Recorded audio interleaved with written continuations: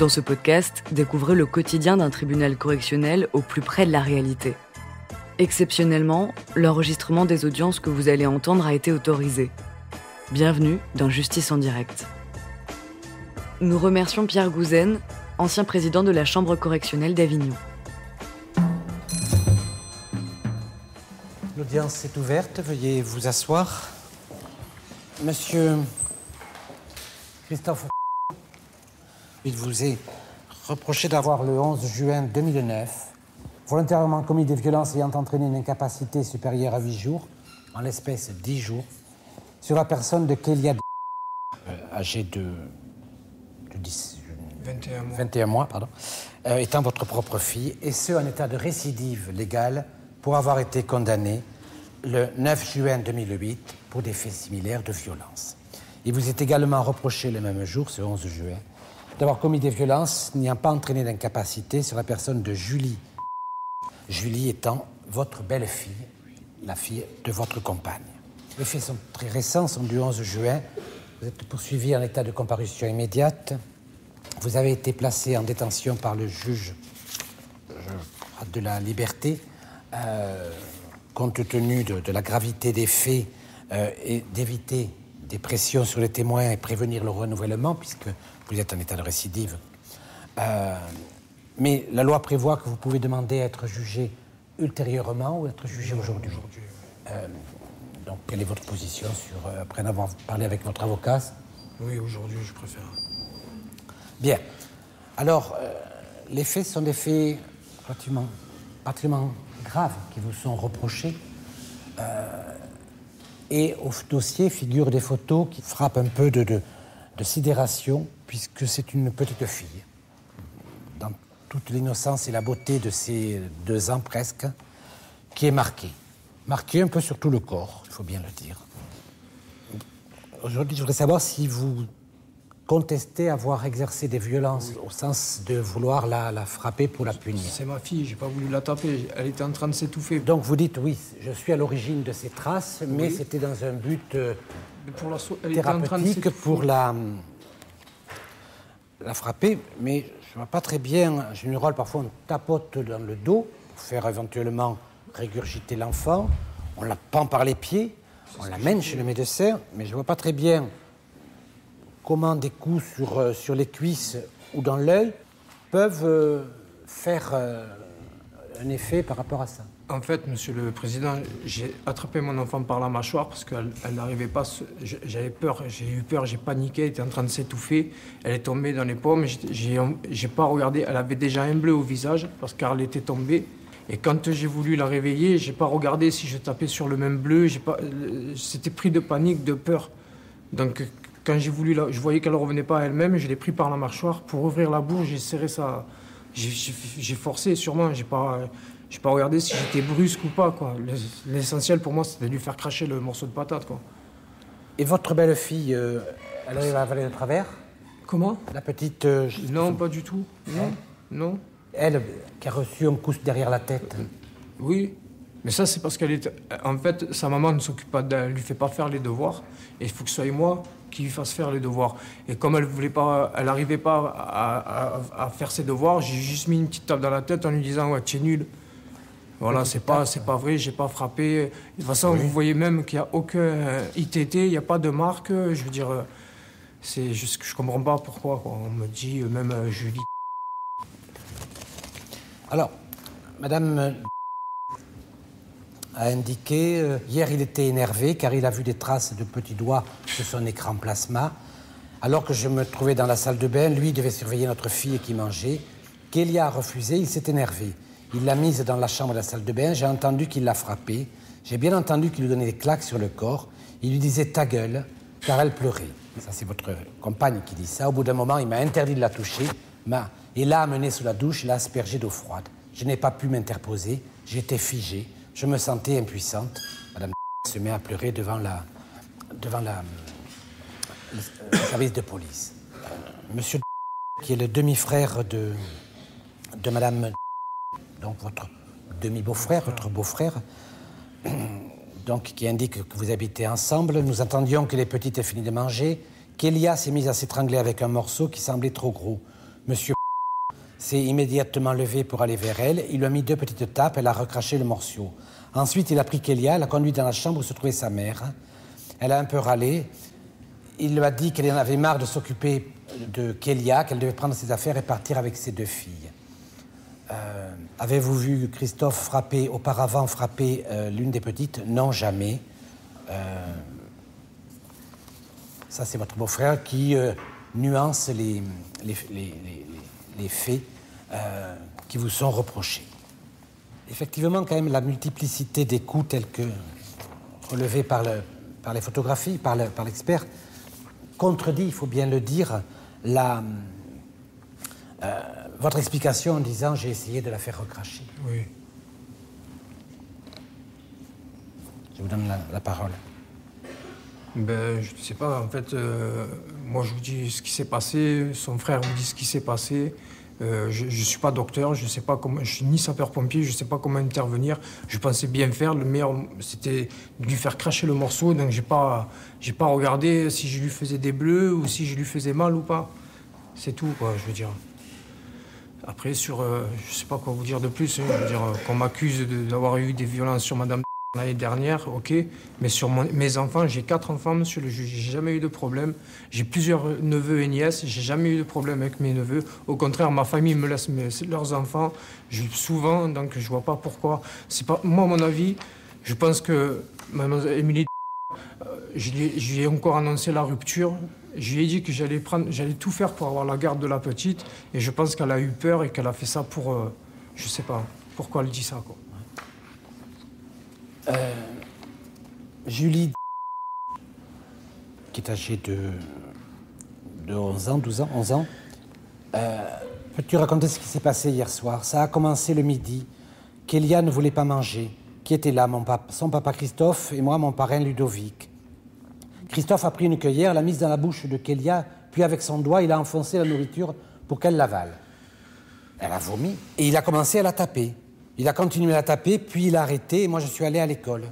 Comment est-ce qu'il l'a tapé? Il lui a mis des tartes, beaucoup, sur la tête et partout. Il l'a prise, l'a jetée sur le lit de Morgane. Il l'a prise par les pieds plusieurs fois pour la jeter encore sur le lit. Il s'est arrêté tout seul, ou quelqu'un lui a dit d'arrêter? Non, tout seul. Il a dit à maman qu'il ne le ferait plus. Moi, je pense qu'elle a dit ça parce qu'elle a peut-être peur que je m'en prenne à sa maman. Traumatisme crânio-facial, contusion majeure multiple avec œdème monstrueux, ecchymose et hématome de la face et des 2 cuisses. Oui. Pour éventuellement une pomme de terre qui avait du mal à passer. Les 2 cuisses, là je ne comprends pas. Très sincèrement, comment on peut en arriver, même affolé, et surtout que c'est en contradiction avec les déclarations de la petite, qui avait 12 ans quand même, qui a pris aussi sa raclée après, et de la mère, qui vit dans la peur. Mais si vraiment, monsieur le juge, elle est revenue me voir en me disant qu'elle n'avait plus elle a été être expulsée, qu'elle n'avait plus d'eau, plus d'électricité, moi j'ai pensé le meilleur pour ma fille, c'est pour ça que je l'ai récupérée chez moi. Donc je vois pas d'où je suis vraiment un père violent ou un truc comme ça. Si j'aurais été violent, j'aurais pu dire ne viens pas chez moi avec ton enfant, va-t'en. Ou j'ai pensé faire le mieux pour mon enfant et Dieu sait que j'aime mon enfant et que je suis prêt à faire tout pour mes enfants. J'ai 4 enfants, monsieur le juge, je n'ai pas qu'une enfant. Donc aujourd'hui, j'ai ouvert une société pour être mieux, pour pouvoir vivre aisément et de donner le meilleur à mes enfants. Et aujourd'hui, on m'accuse de violence, je veux dire... Vous reconnaissez qu'on est légitime peut-être à s'interroger au regard de ces déclarations, au regard d'un enfant de 20 mois qui a 10 jours d'incapacité et des photos peut-être que j'ai été brusque, qui sont en contradiction avec vos propres déclarations. Un enfant qui s'étouffe un peu, on ne lui donne pas un coup de poing dans l'œil et on ne le serre pas ou on ne le gifle pas sur les cuisses. Effectivement, aucun moment, elle aurait été frappée dans le dos ou pendue par les pieds.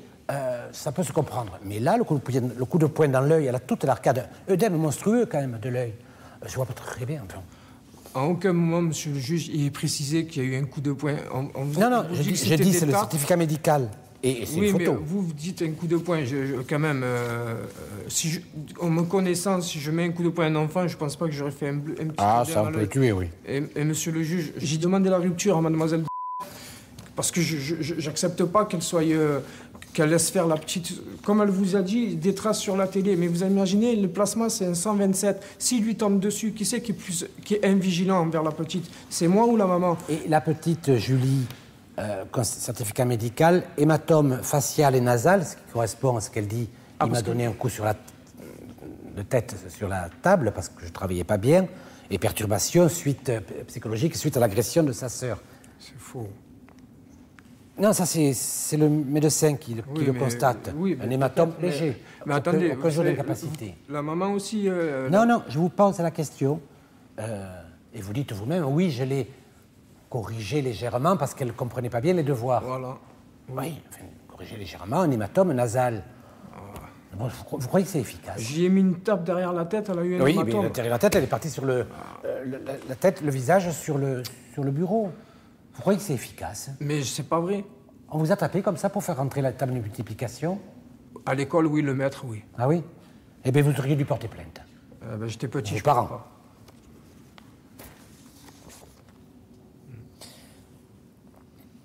Quelque part, monsieur, vous avez 2 enfants, toutes 2 présentent des traces, et votre argumentation, Kélia, au début, vous dites qu'elle est tombée, elle avait déjà un bleu sur le nez.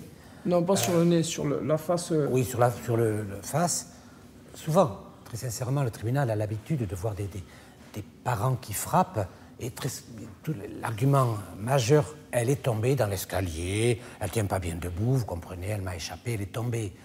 L'autre, elle s'est étouffée, donc je lui ai un peu frappé au visage pour qu'elle ressorte.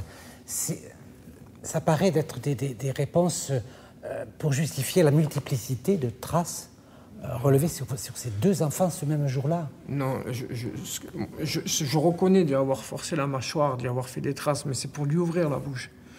Quand j'ai mis le doigt pour lui enlever le morceau, elle m'a même mordu, quoi. Quand j'ai eu des traces de sa dent, c'est une petite trace.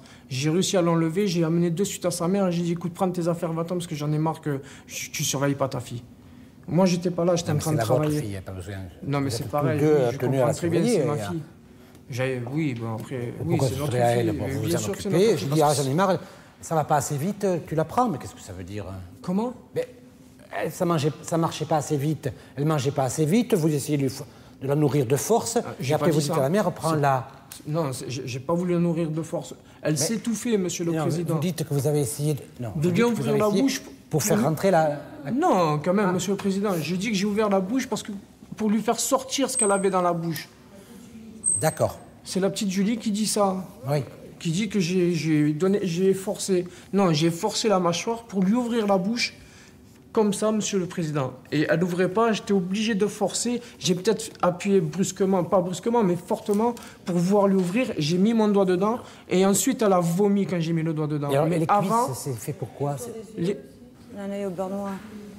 Mais ça, c'est peut-être au contre-coup. Et les cuisses? Parce que, monsieur le président, quand je l'ai tourné comme ça pour lui faire évacuer le morceau, je frappais comme ça, je regardais pas, j'ai eu peur, je l'ai même secoué. Et c'est là où je l'ai retourné que j'ai forcé la mâchoire pour lui enlever son morceau qui l'étouffait. Bien. Des questions, madame le procureur? Comment vous expliquez les traces, là, les photos, ça vous trouvez ça normal qu'un enfant de 21 mois porte ces traces comme si c'était un boxeur? Hein? Ouais, je sais très bien, ça me fait beaucoup de peine d'avoir vu ma fille après comme ça. Comment vous expliquez? C'est votre femme qui a fait ça ou c'est vous? Non, c'est moi en me forçant. Bon? En lui faisant ça, elle a un œil au beurre noir pratiquement? Sûrement l'œil, c'est en lui envoyant l'oreille? Oh là là, ils sont en train de... Les cuisses? Les bras? Mais vous savez, je croyais que j'ai regardé où c'est que je tapais, madame. Donc vous l'avez attrapée sans ménagement, hein? Mais l'essentiel, c'est qu'elle soit vivante et pas morte. Oui, d'accord.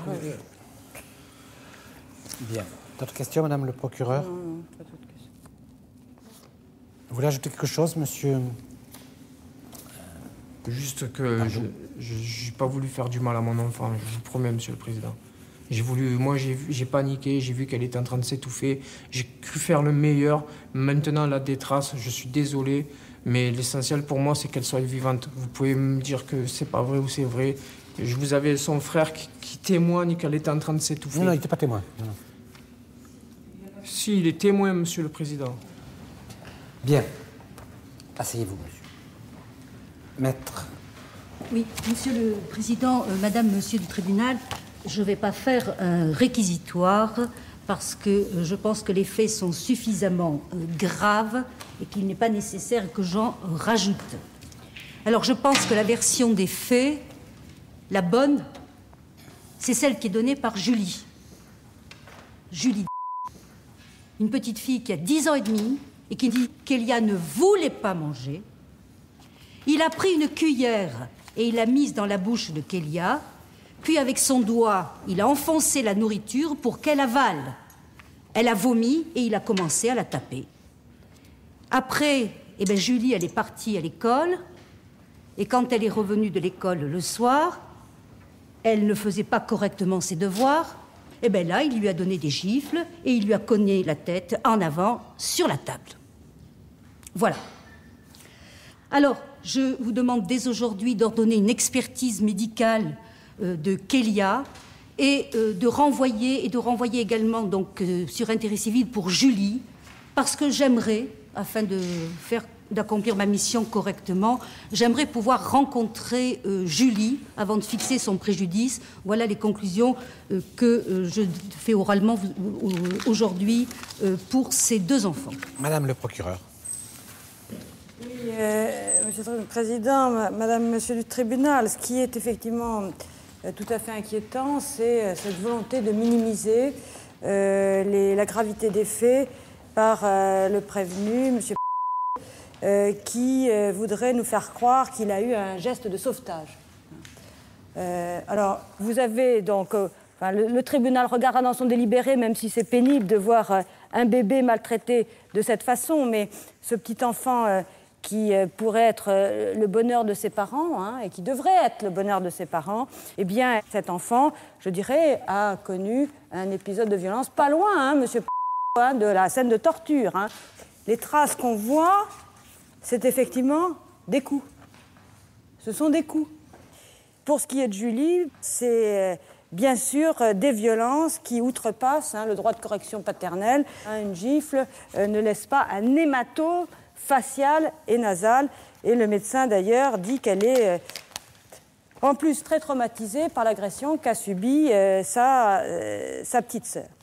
Je requiers une peine de 2 ans d'emprisonnement, dont 1 an avec sursis mis à l'épreuve et une obligation de soins pendant 2 ans. Donc, dans ce dossier, comme l'a dit ici justement ma consoeur, il y a multiples déclarations. Mais elle a décidé, il y en avait une qui était bonne. Donc moi, ce que je voulais que vous reteniez, c'est qu'il y ait multiples déclarations. Donc on ne sait pas ce qui s'est réellement passé ce jour-là. Donc effectivement, il y a la déclaration de la petite enfant de 10 ans, mais qu'il faut faire attention dans son appréhension, dans la mesure où elle a une perception qui est différente. Pourquoi ? Il y a une explication, il ne l'a pas remise en question. Et effectivement, il y a eu des violences à l'égard de l'ex-compagne. Donc cette petite fille de 10 ans, elle se retrouve encore une fois chez son ancien beau-père. Parce que c'est vrai, elle n'a pas d'eau, elle n'a pas d'électricité, donc il accepte de l'accueillir. Alors je suppose qu'elle n'est pas du tout heureuse d'être là. Et dans ce dossier, qu'est-ce qu'on fait ? On écarte à tout prix le témoignage de M. Ludovic, j'ai pas le nom, excusez-moi. Mais c'est normal, il nous arrange ce témoignage. Vous dites, Monsieur le Président, qu'il n'a rien vu. Il l'a vu. Il dit, j'étais assis. On est rentrés tous les deux. J'étais assis sur le canapé et effectivement, j'ai vu que la petite était en train de s'étouffer. Comment peut-on écarter ce témoignage dans le dossier ? Si ça avait été un membre de la famille directe de Monsieur Pardot, on m'aurait dit, oui, mais c'est son frère ou c'est sa mère. Ah, manque de peau, c'est son beau-frère. Donc il aurait plutôt intérêt à défendre sa sœur. Là, il est objectif, il vous dit, effectivement, la petite était en train de s'étouffer. Pourquoi on ne veut pas l'entendre ? Je pense que c'est ça qu'il faut retenir. Il faut retenir le fait qu'il a certes été violent, mais bon, pas dans l'intention de la frapper, comme on veut le dire. Mais c'est une intention de pouvoir, à un moment donné, aider sa fille, comme il l'a si justement expliqué. Donc, Monsieur le Président, cette décision, elle ne se prend pas seulement à l'aune de Monsieur et de son casier judiciaire, elle se prend à l'aune du contexte familial dans lequel ça s'est déroulé, des éléments du dossier, et de sa volonté véritablement de réinsertion. Voilà, Monsieur le Président. Merci. Merci, maître. Monsieur, est-ce que vous voulez ajouter quelque chose ? Non, merci. Non, j'ai rien à rajouter que ce que je vous ai dit. Bien, le tribunal va se retirer pour délibérer. Va prendre une affaire en chambre du conseil. Bien, c'est repris. Veuillez vous asseoir, Monsieur Christophe. Le tribunal vous déclare coupable des faits de violence qui vous sont reprochés sur la personne de Kélia et sur la personne de Julie. Vous condamnez à 2 ans d'emprisonnement, dont 1 an avec sursis mis à l'épreuve pendant 2 ans avec obligation de soins et maintien en détention pour prévenir le renouvellement des faits. Par ailleurs, le tribunal ordonne la révocation partielle du sursis de mise à l'épreuve prononcé le 9 juin 2008 à hauteur d'1 mois. Le tribunal ordonne une expertise médicale sur Kélia, ordonne un sursis à statuer sur le préjudice de Julie et renvoie à l'audience sur intérêt civil du 22 octobre 2009 pour l'ensemble des préjudices. Il faut 2-3 mois, il y a demande mise en liberté. D'accord ? Ne vous inquiétez pas. Vous avez mes coordonnées, je vais les donner à votre frère, vous m'appelez. D'accord ? Je te jure. T'inquiète Sur la tombe de papa, j'ai pas fait ça. Ne t'inquiète pas. Tout le monde vous croit, là. Arrêtez, c'est bon. T'inquiète pas. C'est bon. Calme-toi, reste calme. Je t'en veux te voir, t'inquiète. Vous bougez pas une oreille. Si tu t'as travaillé, on reprend la société de je peux pas la perdre. T'inquiète pas. On va voir ce que je fais. On va voir ici, on va mettre des mises devant les mises en liberté. Bien, donc l'audience est levée.